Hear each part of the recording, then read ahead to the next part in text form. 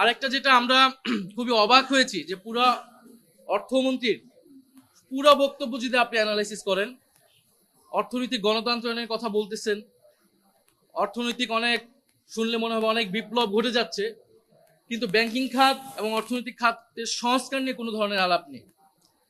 ঋণ খেলাপিদের বিরুদ্ধে কি ব্যবস্থা নিবে, লুটেরা গোষ্ঠীদের বিরুদ্ধে সরকার কি ব্যবস্থা নিবে, পাচারকৃত অর্থ সরকার কোন প্রক্রিয়ায় ফেরত আনবে, এইটা ছিল সরকার কিভাবে আয় বৃদ্ধি করতে পারে বা দেশের অর্থ কিভাবে বাড়ানো যেতে পারে, সেটা নিয়ে কিন্তু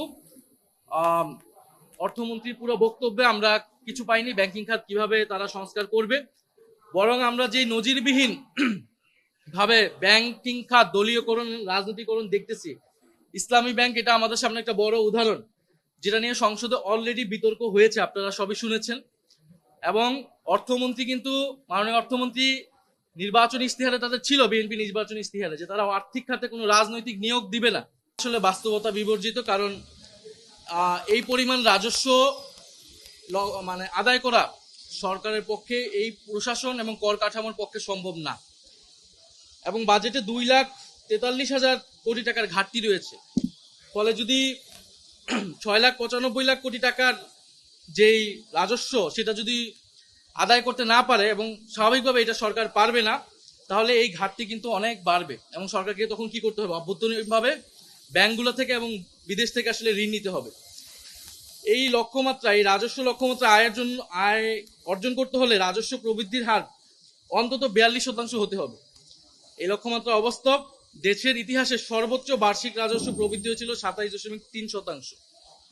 যদি আগামী অর্থ বছরে সেই সর্বোচ্চ রেকর্ড করা সম্ভব হয়, তাও লক্ষ্যমাত্রার তুলনায় 70,000 কোটি টাকার ঘাটতি থাকবে।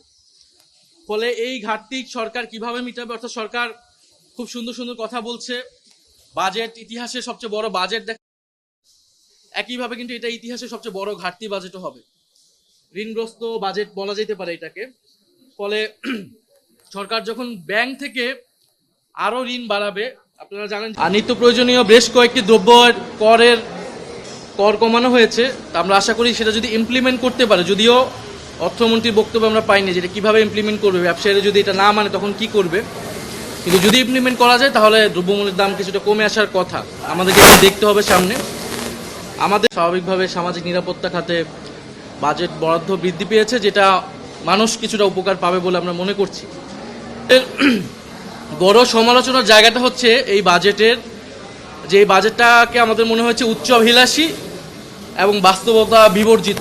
কারণ আপনি দেখবেন যে এই বাজেটের 9,38,000 কোটি টাকা তারা ব্যয় করবে, এবং এই আয়টা তারা বলতেছে যে 6,95,000 কোটি টাকা তারা রাজস্ব লক্ষ্যমাত্রা নির্ধারণ করেছে, এবং যেটা ঋণের পরিমাণ 8,12,000 কোটি টাকা পৌঁছেছে, এটা বৈদেশিক ঋণ।